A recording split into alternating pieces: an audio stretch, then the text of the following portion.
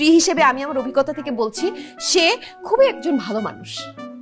স্ত্রী হিসেবে আপনার অভিজ্ঞতা চাহিদা মানে? আচ্ছা, আপনারা কি হাজবেন্ড ওয়াইফ? সে কি বিবাহিত? ঝামেলা শুরু হয়ে গেছে, মান সম্মান থাকার আগে এখান থেকে চলো পালাই। কথা বলছেন না কেন?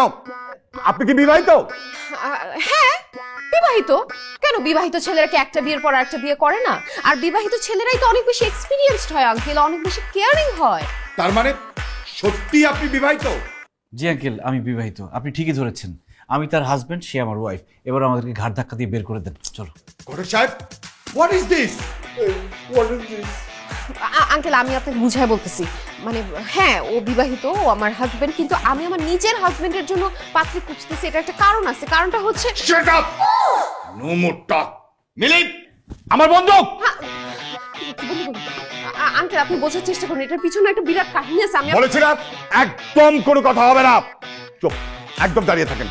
ও মাই গড, না আঙ্কেল না, আপনি আমার জামাইকে মারেন না। আপনি আমার গুলি করেন। চুপ, একদম চুপ। আমি বেঁচে থাকতে চাই না, প্লিজ শুট মি আঙ্কেল। না আঙ্কেল, আপনি আমাকে মারেন আঙ্কেল, আমি আমার জামাই ছাড়া বাঁচবো না আঙ্কেল, শুট মি। আঙ্কেল দ্বিতীয় বিয়ে করার আগে আমার মরে যাওয়া ভালো, আপনি গুলি করেন না কেন? Shoot me uncle. না আঙ্কেল আপনি আমাকে মারেন। আঙ্কেল আমাকে মারেন। আপনি আমাকে মারেন। এই চুপ, একদম চুপ। এখানে সিনেমা শুটিং চলছে নাকি? এই মুহূর্তে তোমরা দুজন আমার বাড়ি থেকে বেরিয়ে যাবে। গেট আউট ফ্রম হিয়ার, নইলে কিন্তু আমি দুজনকে শুট করব। আঙ্কেল দেখেন, যার স্ত্রী দ্বিতীয় বিয়ের জন্য প্রেসার দেয় তার পেছনে থেকে লাভ কি মরে যায় ভালো। Uncle shoot me please. না আঙ্কেল আপনি বুঝতেছেন না, আপনি কিন্তু ছেলে মিস করতেছেন। ছেলে কিন্তু খুব ভালো, এই মেয়ের থেকে ভালো ছেলে পাবেন না আঙ্কেল।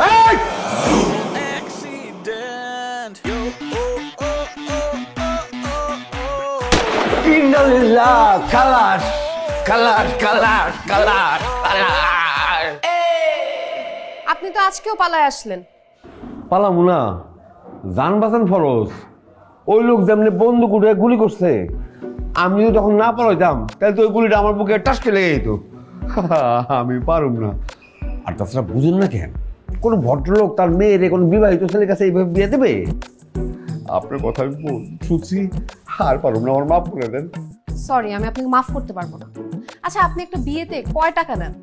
আমি তার থেকে 4 গুণ বেশি টাকা দিব আপনাকে। এই যে এখানে 50,000 টাকা আছে, ধরেন, লাগলে আরো দিব, কোনো সমস্যা নাই।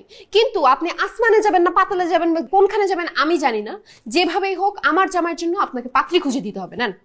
এই বেটির মাথা তো মনে সিট আছে, কেউ তাদের জামাই ভেঙে বিয়ে করে গেছে।